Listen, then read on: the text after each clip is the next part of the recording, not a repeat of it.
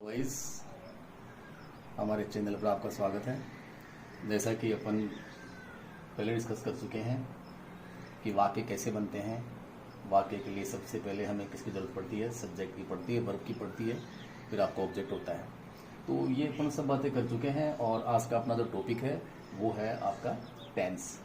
तो टेंस को अपन शुरू से ही पढ़ते आ रहे हैं। जैसे मान लो आप कक्षा 6 में हो, 5 में हो, या आप जैसे बड़ी क्लासेज में हो, कॉम्पिटिशन प्रिपरेशन कर रहे हो, तो टेंस के बारे में लगभग सभी को जानकारी है। तो टेंस है वो 3 प्रकार के होते हैं। सबसे पहला आपका जो है प्रेजेंट होता है, जिसका मतलब वर्तमान होता है। पास्ट टेंस है, जिसका मतलब आपका भूतकाल होता है। और फ्यूचर टेंस, जिसका मतलब भविष्य काल होता है। अब हमें ये पता है कि वर्तमान क्या है। जो प्रेजेंट है वो आपका वर्तमान है। जो गुजर गया, जो बीत चुका, 1 सेकंड पहले भी जो वक्त जा चुका है, बीत चुका है, उससे अपन भूतकाल कहते हैं। और जो भविष्य में आएगा उसको अपन फ्यूचर कहते हैं।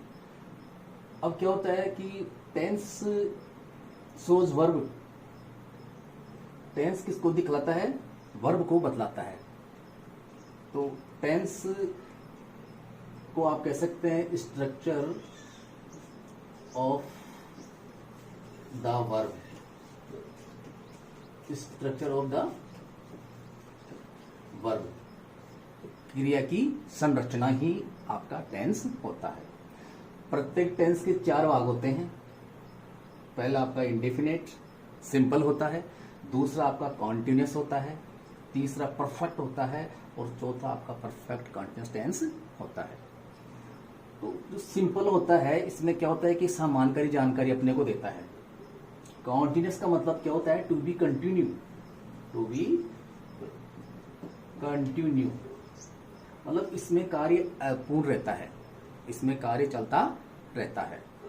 Work is going on, time of speaking, बोलते समय काम जारी रहता है, उससे आप कॉन्टिन्यूस कहते हैं। फिर आपका जो ये नंबर 3 पे आता है परफेक्ट। परफेक्ट का मतलब होता है कंप्लीट, पूर्ण। इसमें क्या होता है? जो एक्शन होता है वो कंप्लीट हो जाता है। और चौथा क्या है आपका? चौथा इन दोनों का कॉम्बिनेशन है। जो परफेक्ट कॉन्टिन्यूस है, ये आपके जो कॉन्टिन्यूस है और ये जो परफेक्ट है, इन दोनों का ये कॉम्बिनेशन होता है। और इसमें समय साथ में दिया हुआ होता है।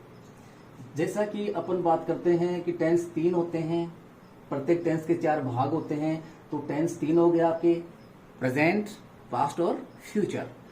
प्रत्येक टेंस के 4 भाग हो गए, सिंपल, कॉन्टिन्यूअस, परफेक्ट और परफेक्ट कॉन्टिन्यूअस। तो आपने क्या किया कि जो 3 टेंस हैं और प्रत्येक के 4 भाग हैं, तो आपने 3 को 4 से मल्टीप्लाई किया और इसके टोटल जो पार्ट्स हैं वो 12 पार्ट्स हो गए।